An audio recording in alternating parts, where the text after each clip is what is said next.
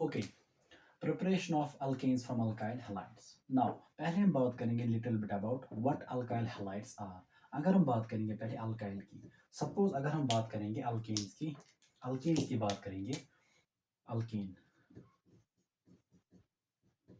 Alkane एक simplest alkane की बात करें, simplest alkane late it B CH4 that is methane. और उसके बाद कौन सा आएगा? इथेन। इट इज CH3 ठीक है। अल्केन जो है, अल्केन में आपने क्या करना होगा? अल्केन में आपने एक एक हाइड्रोजन को जब रिमूव करते हैं हम एक हाइड्रोजन को, तो हमें जो मिलेगा वहां पे इट इज CH। यहाँ पे 4 हाइड्रोजन आएंगे, एक जब रिमूव होगा इट विल बी CH3 और एक बॉन्ड फ्री रहेगा। This will be called as alkyl. ठीक है, मतलब अल्केन माइनस हाइड्रोजन, अल्केन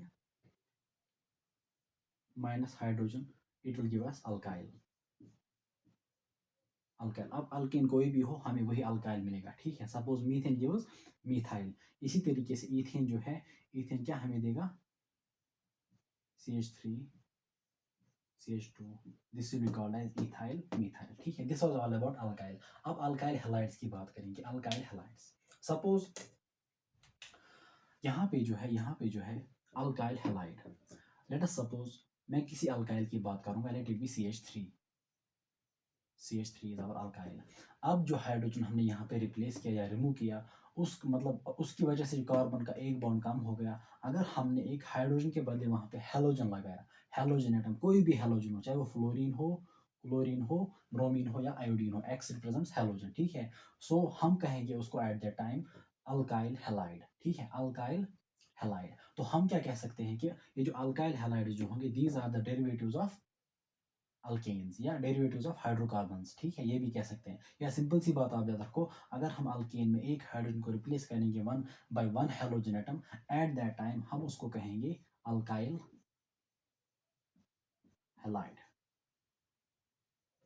ठीक है, alkyl halide. Okay, now I will be talking about the preparation. ठीक है, जो कि हमारा मेन पर्पज है, प्रिपरेशन।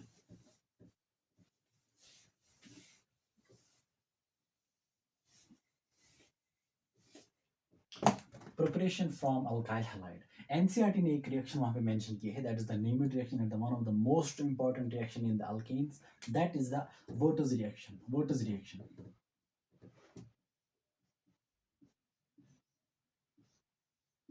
दैट इज द वोटर्स रिएक्शन। वोटर्स रिएक्शन में हम क्या करते हैं, लेट्स सी। वोटर्स रिएक्शन जो होती है, इसमें हम अल्काइल, क्योंकि हम पढ़ रहे हैं preparation of alkanes from alkyl halides, और अल्काइल हैलाइड्स में जो एक रिएक्शन आ रही है दैट इज द वोटर्स रिएक्शन। वोटर्स रिएक्शन में हम क्या करते हैं, हम अल्काइल हैलाइड, हमारे पास जो अल्काइल हैलाइड होता है, हम उसको ट्रीट किसके साथ करते हैं? सोडियम मेटल के साथ। सोडियम मेटल के साथ उसको ट्रीट करते हैं इन presence of the dry ether. In presence of the dry ether हम अल्काइल हैलाइड को सोडियम मेटल के साथ ट्रीट करते हैं इन presence of the dry ether. Dry का मतलब फ्री फ्रॉम मॉइस्चर। ठीक है, एनसीईआरटी ने मेंशन किया ड्राई मींस के फ्री फ्रॉम मॉइस्चर। तो हमारा प्रोडक्ट जो बनता है, इट मतलब ये क्या बनेगा? सिंपल सी बात है, अल्केन बनेगा, क्योंकि हम अल्केन्स की बात कर रहे हैं, हम प्रिपरेशन ऑफ अल्केन्स की बात करते हैं। ठीक है, तो हमारा प्रोडक्ट क्या बनेगा?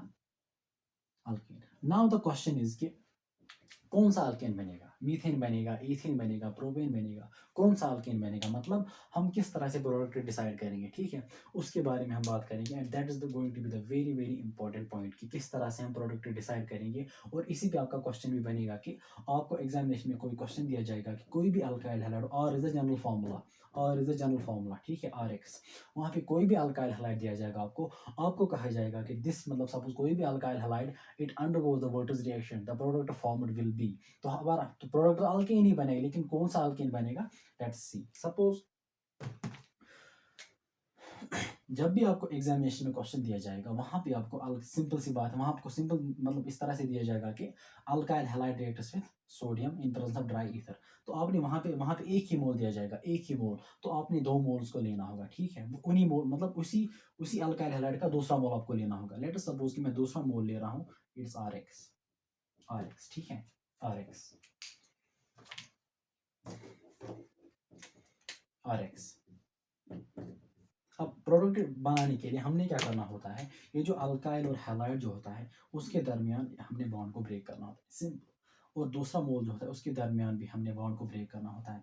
मतलब अल्काइल का जो कार्बन होता है और उस कार्बन मतलब अल्काइल का जो कार्बन होता है उस कार्बन और हैलोजन एटम के दरमियान जो बॉन्ड होता है उसको हमने ब्रेक करना होता है। इसी तरीके से दूसरे मोल में हमने यही करना होता है। अगर हम यहाँ पे देखेंगे जब हमने बॉन्ड को ब्रेक किया, जब हमने यहाँ पे बॉन्ड को ब्रेक किया, यहाँ पे बॉन्ड को ब्रेक किया, तो यहाँ पे जो अल्काइल होगा, अल्काइल का जो कार्बन होगा उसका एक बॉन्ड कम होगा, क्योंकि कार्बन जो है इट इज टेट्रावैलेंट।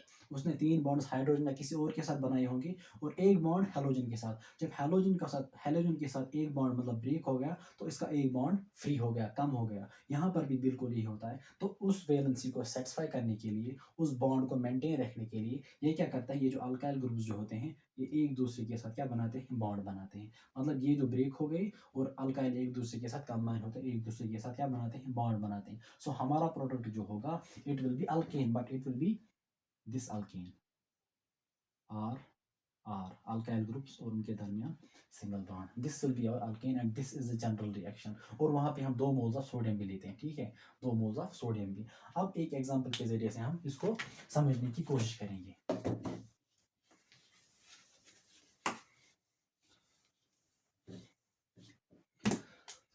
मान लीजिए हमारे पास एक अल्काइल हैलाइड है, late us suppose it is CH3Br। NCERT की पहली रिएक्शन जो वर्टस रिएक्शन में दी गई है वही रिएक्शन है CH3Br। इट अंडरगोज, मैं आप डायरेक्टली लूंगा, it undergoes Wurtz reaction WR। It undergoes Wurtz reaction, या वहां पे दिया जाएगा sodium in presence of dry ether. Sodium और ड्राई ईथर की वजह से आपको पता चलना चाहिए कि this is an Wurtz reaction, ठीक है, ओके। हमसे पूछा जा रहा है कि what is going to be our product. Simple सी बात है, जनरल रिएक्शन को याद करो। हम इसका दूसरा मोल लेंगे, इसका दूसरा मोल लेंगे Br, CH3Br।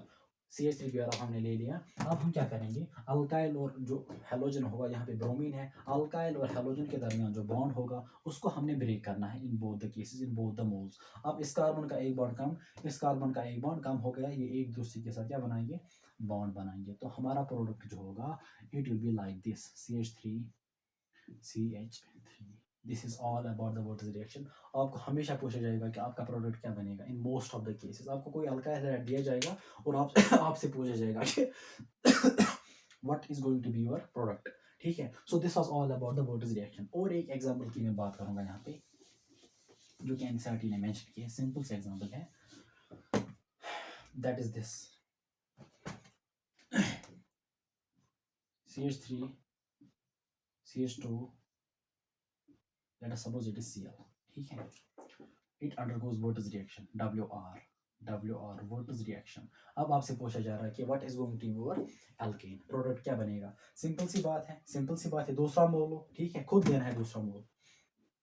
दूसरा मोल इसी का लेके बिल्कुल सिमिलर होना चाहिए, CH3 CH2 Cl, ठीक है। अब यहाँ पे जो है अल्काइल यानी कार्बन और हैलोजन, सिर्फ आप याद रखेंगे कार्बन और हैलोजन का बॉन्ड हमने ब्रेक करना है, ठीक है, कार्बन और हैलोजन का बॉन्ड हमने ब्रेक करना है। तो यहाँ पे इसका एक बॉन्ड कम हो गया, इस कार्बन का भी एक बॉन्ड कम हो गया, तो ये एक दूसरे के साथ क्या बनाएंगे, बॉन्ड बनाएंगे, ठीक है। सो आपका प्रोडक्ट जो क्या बनेगा, इट इज 1 2 3 4 कार्बन एटम्स होंगे, it will be the butane, ठीक है। CH3 CH2, इसने हैलोजन के साथ बॉन्ड ब्रेक किया, CH2 CH3, इस कार्बन ने भी हैलोजन के साथ बॉन्ड ब्रेक किया, इसका भी एक बॉन्ड कम हो गया, इसका भी एक बॉन्ड कम हो गया, इसका भी मतलब यहाँ पे एक बॉन्ड कम हो गया, तो ये एक दूसरे के साथ क्या बनाएंगे, बॉन्ड बनाएंगे, ठीक है। So this is going to be your alkane and this is called butane. This is the logic, यहाँ पे ये लॉजिक सिंपल सा, कोई कॉम्प्लेक्स नहीं, कोई मैकेनिज्म नहीं है, बस सिंपल सी बात याद रखनी है कि कार्बन जो अल्काइल का कार्बन होगा जो हैलोजन के साथ होगा उसका बॉन्ड ब्रेक करना इन बोथ द मोल्स, फिर उन दोनों को आपने जोड़ना है, ठीक है। अब यहाँ पे जो है मैं आपको ट्रिक एक बोलने जा रहा हूँ, ठीक है, एक ट्रिक। इस ट्रिक को आप बिल्कुल याद रखेंगे, इंपॉर्टेंट मतलब ट्रिक होने वाली है। लेकिन ट्रिक से पहले मैं आपको वर्टस रिएक्शन के बारे में 2 कॉन्सेप्चुअल पॉइंट्स बोलूंगा, 2 कॉन्सेप्चुअल पॉइंट्स। पहला पॉइंट जो एनसीईआरटी ने मेंशन किया है, दिस मेथड यानी वर्टस रिएक्शन जिससे हम अल्केन्स को प्रिपेयर करते हैं from the alkyl halides, this method is used for the preparation of higher alkanes, higher alkanes. Higher का मतलब क्या होता है, हायर मींस जिनका मोलर मास ज्यादा होगा, ठीक है। लोअर अल्केन्स भी प्रिपेयर कर सकते हैं, जैसा कि हमने यहाँ पे देखा एक प्रोडक्ट हमारा बनता था CH3CH3, यानी ethane. Ethane is the lower alkane.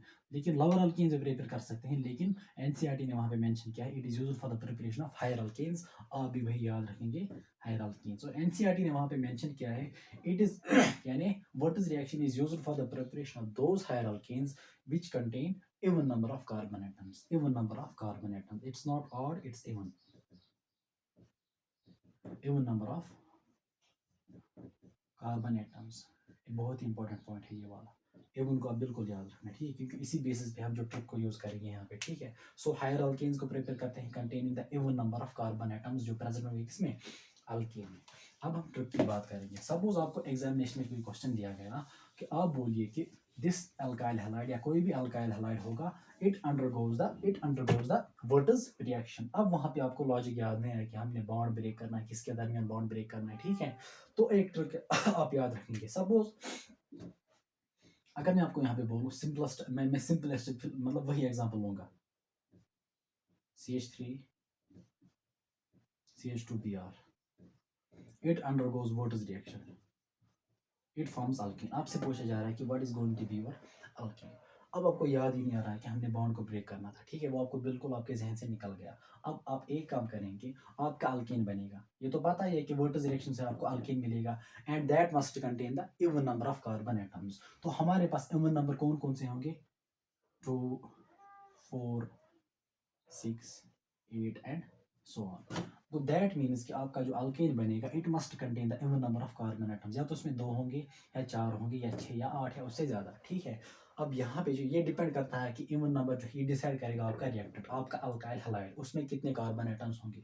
तो हमेशा आप याद रखना, हमेशा आप याद रखना, आपका वही अल्केन बनेगा जिसमें even number of carbon atoms होंगे, लेकिन उसमें डबल द नंबर ऑफ, ये इंपॉर्टेंट पॉइंट है, उसमें double the number of carbon atoms होंगे जो कि प्रेजेंट होंगे किसमें, अल्काइल हैलाइड में। मतलब अगर यहाँ पे अल्काइल हैलाइड में 2 कार्बन एटम्स हैं, यहाँ पे जो आपका अल्केन होगा इसमें double the number of carbon atoms होंगे, यानी इसमें 4 होंगे। 4 इज द इवन नंबर, ठीक है। तो हमेशा आप याद रखना व्हाट इज रिएक्शन में it is used for the preparation of higher alkanes which contain the even number of carbon atoms. अब अगर आपका लॉजिक जहन से निकल गया है तो बिल्कुल आप क्या करना, यहाँ पे जो अल्काइल हैलाइड में जितने भी नंबर ऑफ कार्बन एटम्स दिए गए होंगे अल्काइल में, आप उनको डबल करेंगे, फिर उनको मतलब उनको जोड़ लेंगे, मतलब जितने भी वो काउंट होंगे मतलब बिल्कुल वो डबल होंगे। सपोज अगर यहाँ पे 2 है, आप यहाँ पे 4 लेने हैं, ठीक है। तो बिल्कुल आपका जो यहाँ पर प्रोडक्ट बनेगा that must be the butane, because butane जो है it contains 4 carbon atoms, it contains double the number of carbon atoms जो कि प्रेजेंट है किसमें, in your parent alkyl halide. So this was about the trick, ठीक है।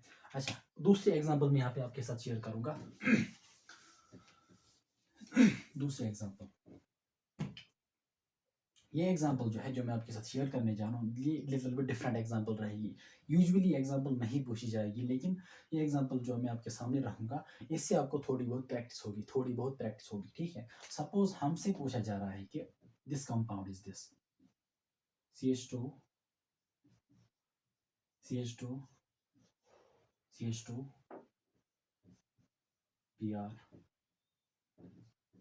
Br, ठीक है। परेशान नहीं होना, बिल्कुल लॉजिक को यहाँ पे ट्रिक फेल होती है, यहाँ पे ट्रिक को यूज नहीं किया जाता है, ठीक है। इट फेल्स इन, जब ट्रिक फेल होती है कब, जब आपके पास डाई हेलो डेरिवेटिव होगा, यानी जिसमें 2 ब्रोमीन्स एक ही हाइड्रोकार्बन में या एक ही मतलब अल्काइल में प्रेजेंट होंगे, ठीक है, जिसमें 2 हेलोजन प्रेजेंट होंगे, ठीक है, उसको हम कहेंगे die hello derivative.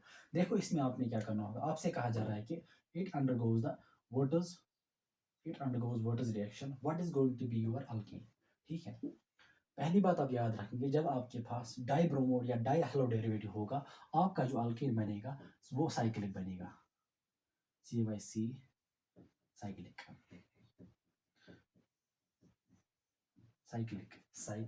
CYC LIC cyclic, और क्लोज्ड, ठीक है, closed cyclic, CYC LIC cyclic, ठीक है, ओके।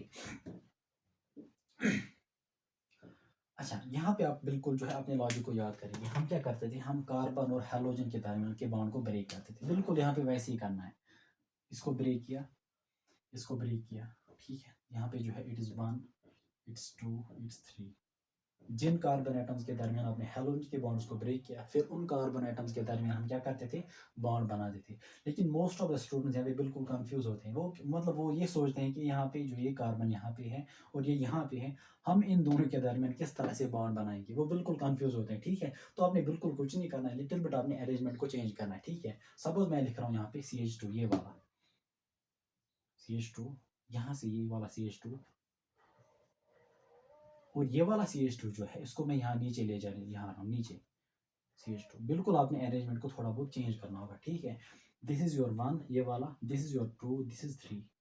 ठीक है, बॉन्ड किस किस के दरमियान बनाना है, इसकी 1 और 3 के दरमियान। तो ये वाला है 1, ये वाला क्या है 3, तो 1 और 3 के दरमियान आप बॉन्ड बनाएंगे। ठीक है, 1 और 3 के दरमियान अगर आप देखोगे इट बिकम्स क्लोज और इट बिकम्स साइक्लिक। ठीक है, तो यहाँ पे कितने कार्बन आइटम्स होंगे, 3, तो it is your cyclopropane it is like this.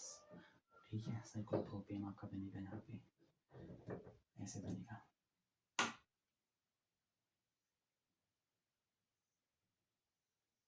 ठीक है, this is your cyclopropane 3 membered ring. ठीक है, so this was all about the what is reaction की हम किस तरह से प्रोडक्ट डिसाइड कर सकते हैं।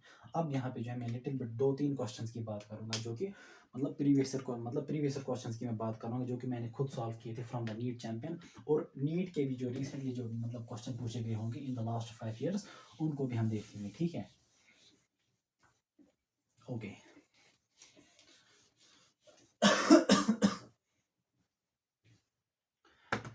पहले हम ये देखेंगे रिसेंटली कोई क्वेश्चन तो पूछा नहीं गया है।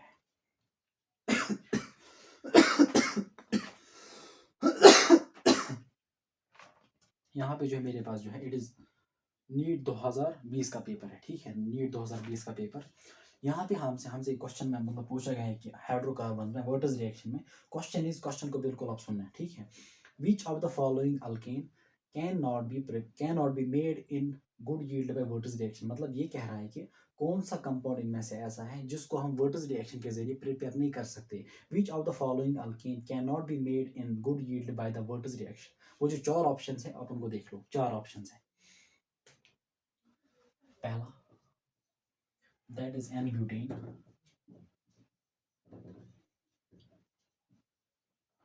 दूसरा जो है that is N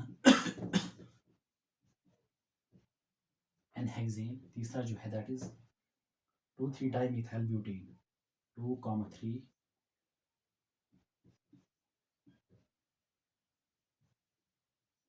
dimethyl butane, और चौथा जो है that is N heptane, N.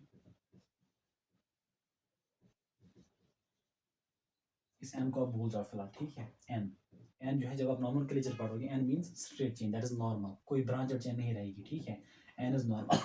तो अगर आप यहाँ पे याद करोगे हमने अभी डिस्कस किया था कि what is reaction is used for the preparation of those higher alkane which contain the even number of carbon atoms, even number of carbon. ये सारे के सारे क्या है, अल्कीन। ठीक है, that is butane, that is hexane. यहाँ पे जो 2,3 डाइमिथाइल ये सबस्टिट्यूट, ये आपको कुछ नहीं करेगा, अपने पेरेंट अल्कीन को देखना है, parent hydrocarbon, that is your butane. ठीक है, यहाँ पे क्या है, दैट इज हेप्टेन। अब आप खुद डिसाइड करोगे कि इवन किस किस में होगा, वो तो बनेगा ही, जिसमें ऑड होगा वो नहीं बनेगा। अब ये देखो कितना सिंपल सा क्वेश्चन था। अगर आपने जो एनसीईआरटी को अच्छे से पढ़ा होगा वहाँ पे आपने इस टर्म को बिल्कुल याद रखा होगा कि it must contain the even number of carbon atoms, जो कि वहाँ पे अल्कीन बनेगा। ब्यूटेन जो है यहाँ पे नंबर ऑफ कार्बन एटम्स 4 आएंगे। हेक्सेन जो है, hexane means 6, butane means 4, heptane का मतलब है 7। ठीक है, so 7 is the odd number, these 3 are even.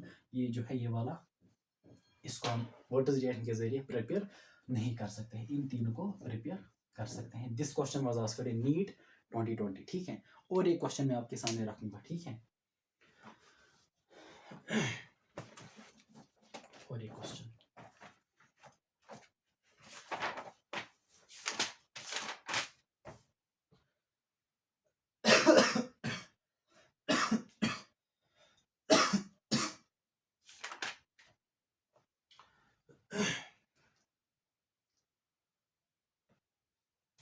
अच्छा, क्वेश्चन इस तरह से है। ठीक है, क्वेश्चन इस तरह से है, सिंपल सा क्वेश्चन है, सिंपल, बहुत simple question. Question goes like this, the reaction given below is an example of each of the following. मतलब वहां पे उसने एक रिएक्शन दी है। This question is asked in JKCET 2013 में पूछा गया, मतलब JKCT के 2013 के एग्जामिनेशन में, ठीक है। द रिएक्शन गिवन बिलो, उसने ये रिएक्शन दी है CH3Br, इसके इसने 2 मोल्स दिए हैं, plus 2 times sodium in presence of the dry ether, in presence of the dry ether. इस रिएक्शन का आपने नाम देना है, या ये कि मतलब यहाँ पे कह रहा है कि this reaction given below is an example of, मतलब ये रिएक्शन दिया है इसने, this reaction given below is an example of, वहाँ पे इसने 4 ऑप्शंस दिए हैं, राइमर टाइमन रिएक्शन, वर्टज रिएक्शन, और 2 ऑप्शंस दिए गए हैं। तो आपको पता ही होगा कि this reaction is an example of Wurtz reaction, क्योंकि आपको पता ही होगा कि वर्टज रिएक्शन हम क्या करते हैं कि अल्काइल हैलाइड को सोडियम के साथ ट्रीट करते हैं इन presence of the dry ether. तो बिल्कुल आप एक यहाँ पे चीज़ याद रखना कि आपने रिएजेंट्स को भी याद रखना है, ठीक है। Sodium in presence of dry ether, ठीक है। So this was all about the Wurtz reaction. और एक एग्जांपल और एक क्वेश्चन,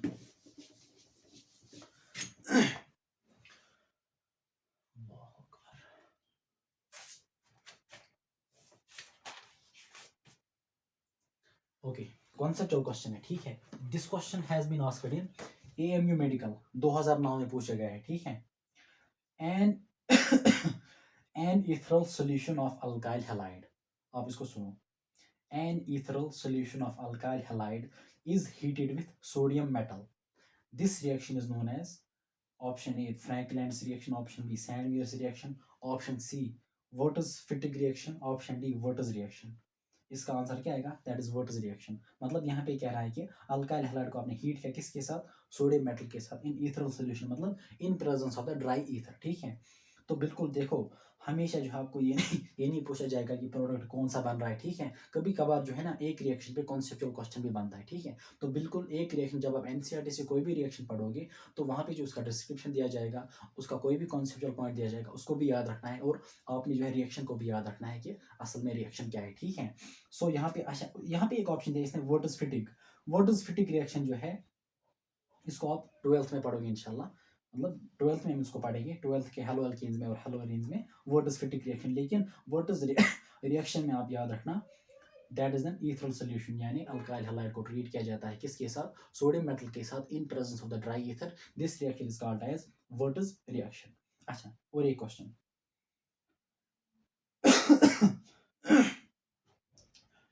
केरला PMT में पूछा गया है 2009 में, when neopentyl bromide is subjected to Wertz reaction the product formed is neopentyl bromide। ये neopentyl bromide क्या होता है? neopentyl bromide, आप छोड़ो इसको, neopentyl bromide को आप छोड़ो, मैं आपके सामने बिल्कुल अल्काइल हैलाइड रखूंगा,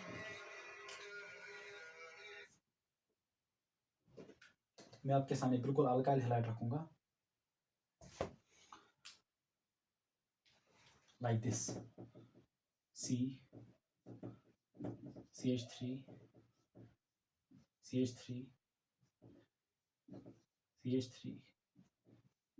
CH2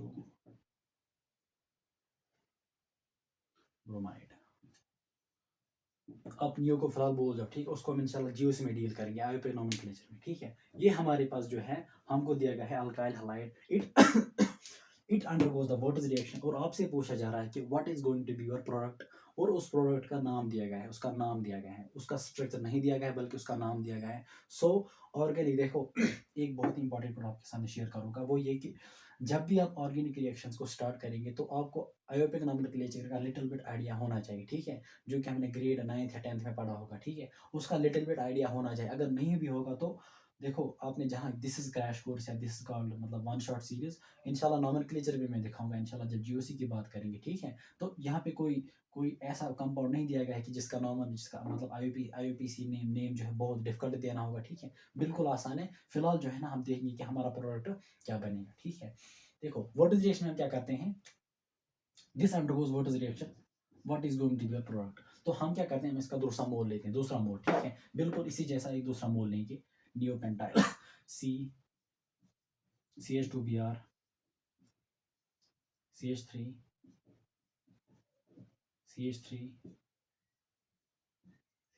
सिंपल सी बात है, सिंपल सी बात है। आपने क्या करना होता है वर्टज रिएक्शन में, ये लॉजिकल पॉइंट है यहाँ पे, हम क्या करते हैं हेलोजन और कार्बन के दरमियान के बॉन्ड को ब्रेक करते हैं, ठीक है, उसको ब्रेक करते हैं।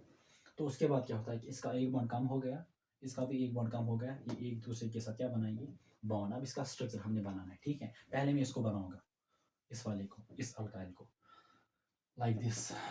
यहाँ पे बनाऊंगा मैं CH3 C CH3 CH3, ठीक है, CH2। अब इसका जो है एक बॉन्ड कम हो गया, यहाँ पे जो है इसका एक बॉन्ड कम हो गया, ये वाला CH2 इसके साथ बॉन्ड बनाएगा, ये वाला CH2 यहाँ पे इसके साथ बॉन्ड बनाएगा, इसको मैं यहाँ पे ले जा रहा हूँ इस तरह से, ठीक है। ये वाला CH2, उसके बाद कार्बन, कार्बन के ऊपर भी मिथाइल, नीचे भी, यहाँ से मतलब 3 मिथाइल, यहाँ से भी, यहाँ से भी, यहाँ से भी, CH3 CH3 CH3, और इन दोनों के दरमियान बॉन्ड होगा। दिस इज योर प्रोडक्ट, ठीक है, दिस इज योर प्रोडक्ट। इसको बिल्कुल आप लॉजिक याद रखना, फिर आसानी के साथ इसको स्ट्रक्चर को चेंज करना, यहाँ पे शिफ्ट करना है उस जगह से, वहाँ पे आपका प्रोडक्ट बन जाएगा। ओके, और एक क्वेश्चन बट इस क्वेश्चन को जो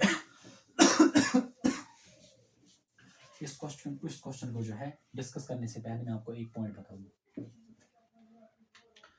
एक पॉइंट मैं आपके साथ शेयर करूं। हमारे पास एक रिएक्शन आती है अल्केन्स की अल्केन्स की एक और रिएक्शन आती है, that is halogenation. Halogenation of alkane, that is the chemical reaction of alkanes. Alkane जो हमारे पास होते हैं अल्केन्स, वो बहुत सारी केमिकल रिएक्शंस दिखाते हैं, लेकिन एक स्पेसिफिक एग्जांपल है, that is the halogenation. Halogenation में हम क्या करते हैं, हमारे पास जो अल्केन होता है, late us suppose that is methane CH4, इसको हम ट्रीट करते हैं किसके साथ, क्लोरीन या कोई भी हेलोजन होगा, इन प्रेजेंस ऑफ द सनलाइट या अल्ट्रावायलेट लाइट उसको हम कहेंगे, ठीक है, UV, ठीक है। तो हमारा प्रोडक्ट क्या बनता है, ये डिपेंड करता है कि आप क्लोरीन जो है कितना लोगे। अगर आपका क्लोरीन जो है, अगर आपने इसको लिमिटेड अमाउंट में लिया होगा, लिमिटेड अमाउंट में, तो यहाँ पे एक काम करेगा कि यहाँ पे जो 4 हाइड्रोजन हैं, ये एक हाइड्रोजन को रिप्लेस करेगा और वहाँ पे एक क्लोरीन जाएगा, ठीक है। मतलब सब्स्टिट्यूट क्या होगा यहाँ पे, हाइड्रोजन बाय क्लोरीन। तो आपका प्रोडक्ट क्या बनेगा, CH3, जो एक हाइड्रोजन बाहर गया, यहाँ पे क्लोरीन आएगा, CH3Cl, और दूसरा प्रोडक्ट क्या बनेगा, एक हाइड्रोजन और एक Cl, दे फॉर्म HCl। ये जरूरी नहीं है, ठीक है। फिलहाल आप इस प्रोडक्ट को याद रखें, मतलब हेलोजिनेशन अल्केन्स आपको क्या देंगे, अल्काइल हैलाइड्स।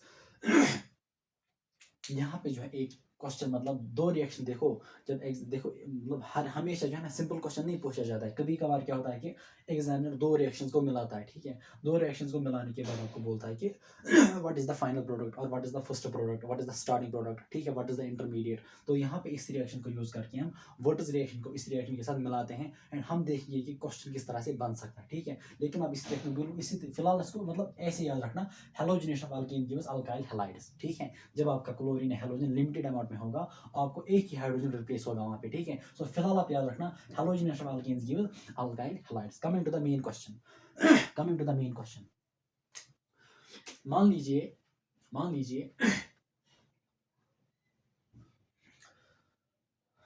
हमारे पास एक कंपाउंड A है हमारे पास एक कंपाउंड A है it undergoes या it reacts with chlorine Cl2 plus compound A reacts with Cl2 in presence of the ultraviolet light मतलब compound A undergoes halogenation। आपका जो प्रोडक्ट बनता है that is B, बिल्कुल इसको याद रखना, ध्यान में रखना, अच्छे से ध्यान में रखना, that is B। Compound B जो बनता है it undergoes what is reaction, यानी it undergoes what is reaction to forms an alkane जो है, अल्केन क्या बनता है, वो बनता है ब्यूटेन, वो क्या बनता है, butane, CH3 CH2 CH2 CH3।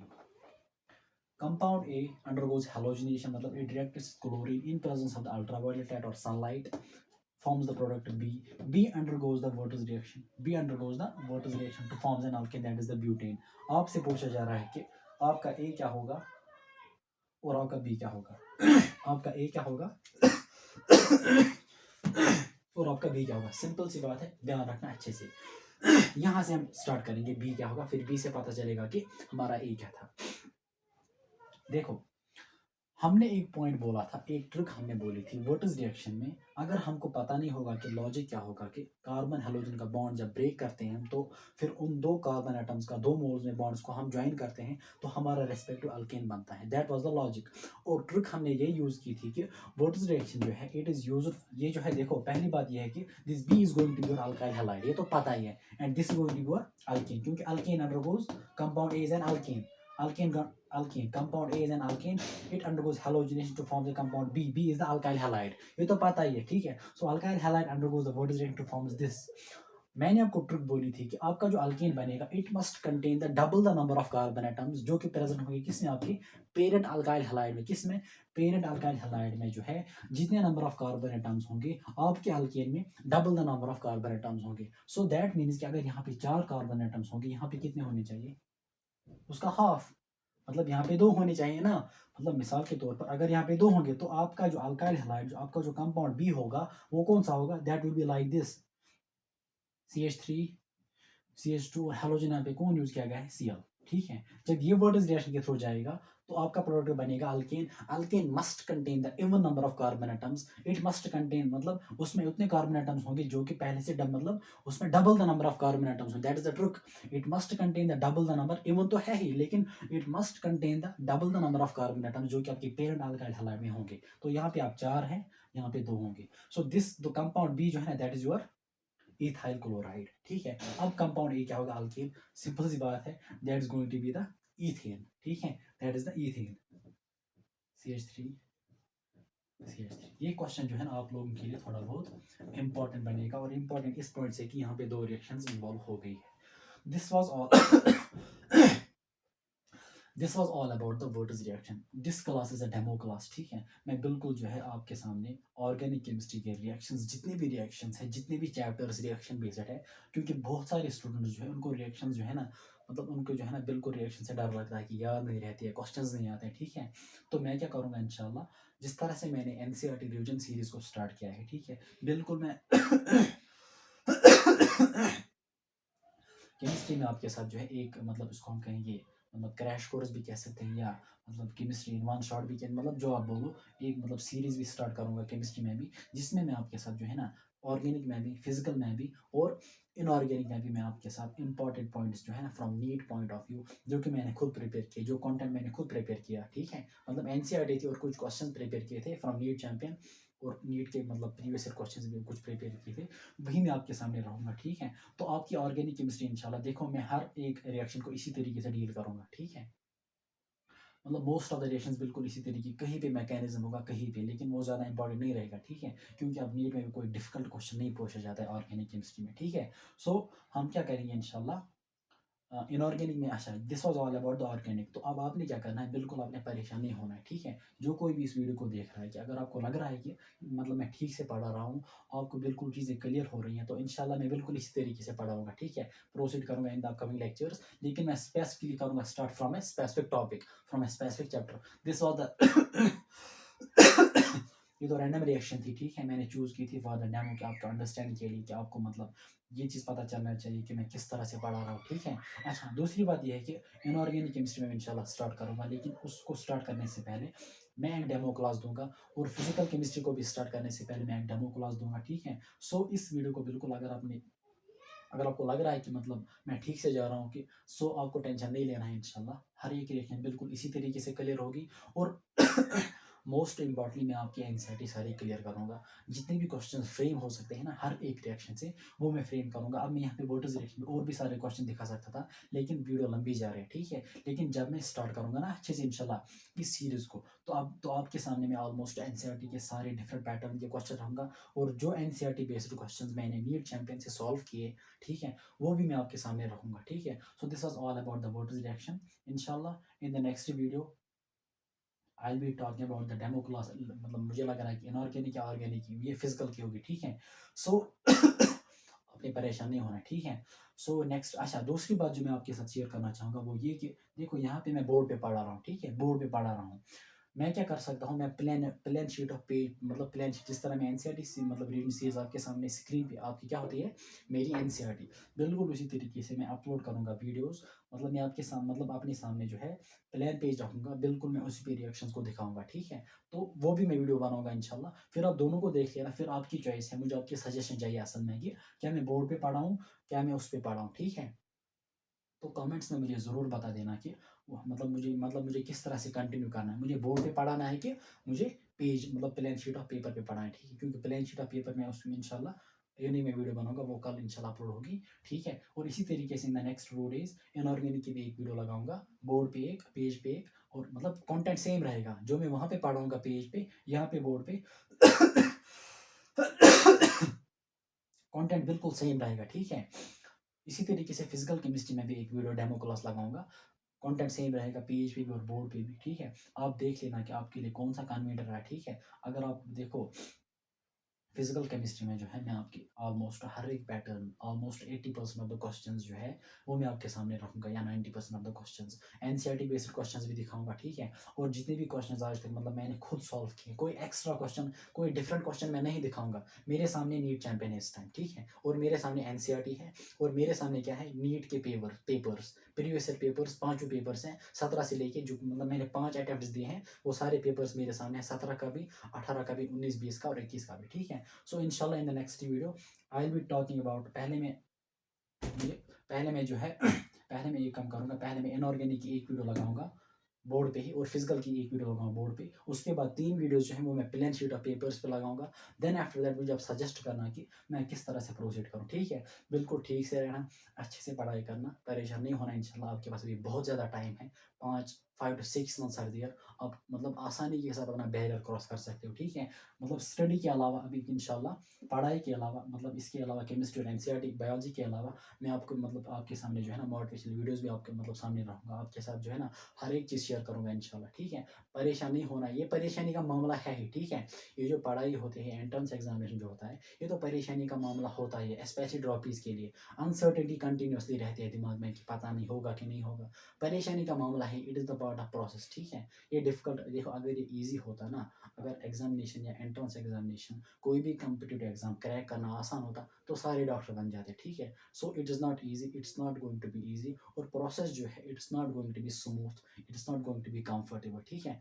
मतलब आपको बीच बीच बहुत सारे ऑब्स्टिकल्स आएंगे from your side, from the external environment, ठीक है। आपके जहन में नेगेटिव थॉट्स आएंगे, बस आपने उनको साथ लेके चलना है। और इंशाल्लाह जब मैं अच्छे से इसको स्टार्ट करूंगा, तो उसके बाद जो है ना मैं आपकी हर एक प्रॉब्लम जो है ना उसको मैं आपको जो है ना मतलब जो भी प्रॉब्लम मैंने खुद फेस की, वो मैं आपके सामने रहूँगा और उसका सॉल्यूशन रहूँगा, ठीक है। बाकी आप ठीक से रहना, अच्छे से पढ़ाई करना। अगर पढ़ाई ठीक से नहीं हो रही है, अगर पढ़ाई ठीक से नहीं हो रही है, अभी आपने रिसेंटली स्टार्ट किया है, आपने बहुत कम चैप्टर्स को पढ़ा होगा, तो परेशान बिल्कुल नहीं होना है इंशाल्लाह।